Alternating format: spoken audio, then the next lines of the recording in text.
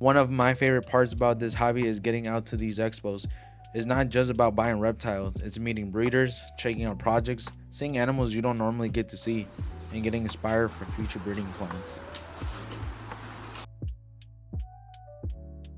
Today's the day. We're headed to Janesville, Wisconsin for the Show Me Reptile Show. Every expo is different. You never know what rare animals, crazy deals, or awesome people you're going to run into.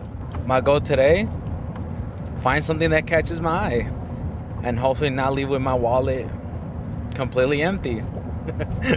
We just made it. Let's head inside and see what we could find.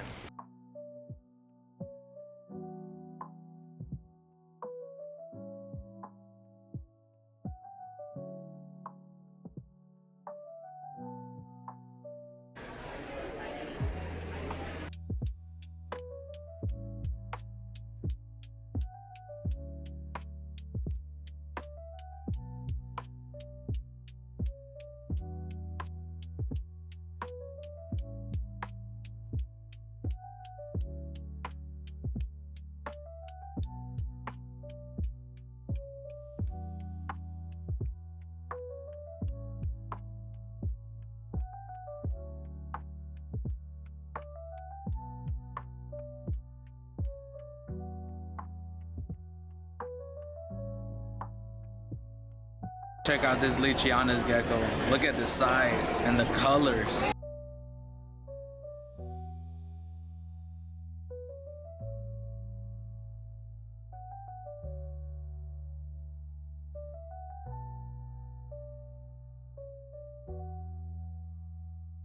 This is one of the best looking desert ghost and clown combination. This is exactly why I love coming to these type of shows, because you get to see the animal in person instead of seeing it in pictures online.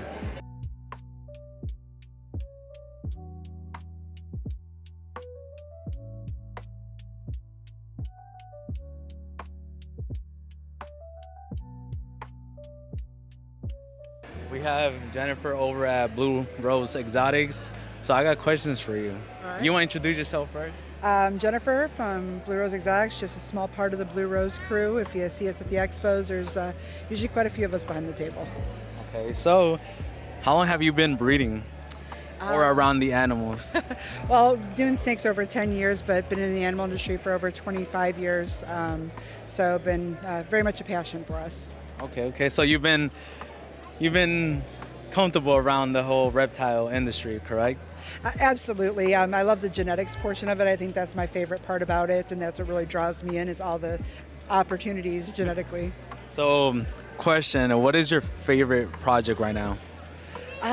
It's really hard to pick a favorite project, but I would say looking into Xanthic with lace is something we're working with. Also, the puzzle project has been one that I've been working on just solely over the last few years. And then we also have a couple of genetic projects that we're working on proving out.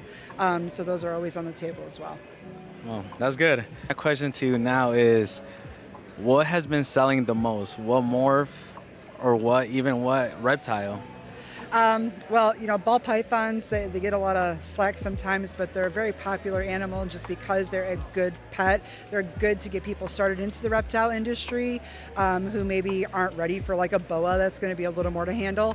But as far as the genetics, I would say, people are always looking at the pieds, the blue-eyed Lucies. Banana is always going to be, I think, a really popular and common one. But we also find a lot of people like the Xanthics. They like that black and white look. How do you feel about the whole bumblebee, spot nose, and those, morphs? That's a tricky question because there's a lot of hatred for the spider gene. And what I try to explain to people, I try to educate people. A lot of people don't realize that there are a lot of other genetics that are in the spider complex. So you also have like champagne, spot nose, hidden gene Wilma, Wookiee, chocolate, all these genes that all these other big breeders use, but they never get any kind of bad hype. Cypress, you can get the the neurological wobble that people talk about with all of those genetics as well. And I think spider kind of gets picked on a little bit for that. So I just use that opportunity to teach people that it's not only the spider gene, it's the entire complex, and not every snake is going to exhibit that, potential neurological wobble, but that doesn't mean that every snake with spider is going to have it, but it also means that all these other genetics could possibly have it as well, and they need to be aware of that, so they're not just saying, oh, don't do spider. Well, champagne can do it, hidden gene woma can do it too. So just try to take that opportunity to educate. I was gonna say, you hear it. I mean, it's not bad, to work on those mores. But my last question to you now, Jennifer, is what advice will you give someone that's trying to get into the whole breeding of reptiles?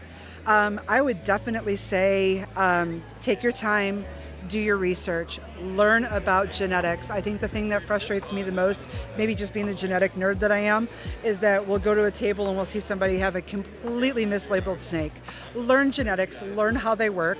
If you don't know, reach out. We love to talk to people about it. But learn how, an incomplete dominant versus a recessive works, because people say, oh, I can grab this pied and I can breed it to this banana and I'm going to get pieds. And I'm like, no, you're not going to. So learn about that, learn how to identify it, take your time to research what really goes into it, and above everything, it's not get rich quick. You got to be passionate about it and have some patience. It is probably like, with all the animals that I've worked with, snakes seem to take the longest to do anything.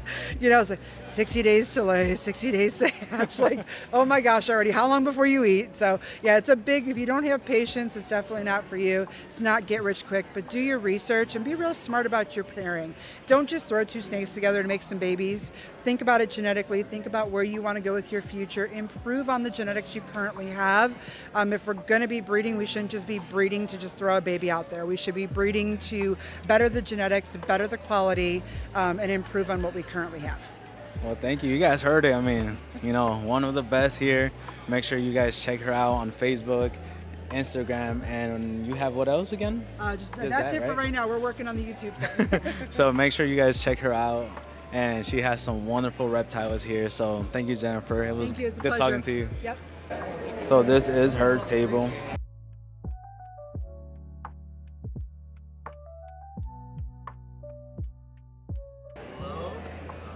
Ooh, yeah, these colors are popping right now. So what morph is this one? This is a chocolate lesser yellow belly het ultramel. And I think we kind of noticed like the het ultramel stuff, it really does influence the actual color of the snake, because like we've produced the other three genetics, without the het. This just seems to just pop and be a little bit brighter, that het ultramel. Super beautiful snake. Well, I managed to do something I didn't think I'd do. I didn't buy a single reptile. There were definitely some incredible animals here, but one thing I've learned is you don't have to buy something just because you're at an expo. I'd rather wait for the right animal than rush into something just because it's available. Honestly, coming to shows like this is just as much about learning, networking with breeders, seeing what's out there, getting ideas for future projects, as it is about buying reptiles. I'd rather be patient than regret a purchase later. This definitely won't be my last expo, and the hunt for the next addition to the collection is still on. So if you guys want to see what comes home next, make sure you guys subscribe, because we've got a lot more reptile content coming. Even though I didn't bring anything home this time, these trips always motivate me and give me ideas for future projects. Thanks for watching. I'll see you in the next ZaeExotics adventure. And remember, don't let the snake snake you.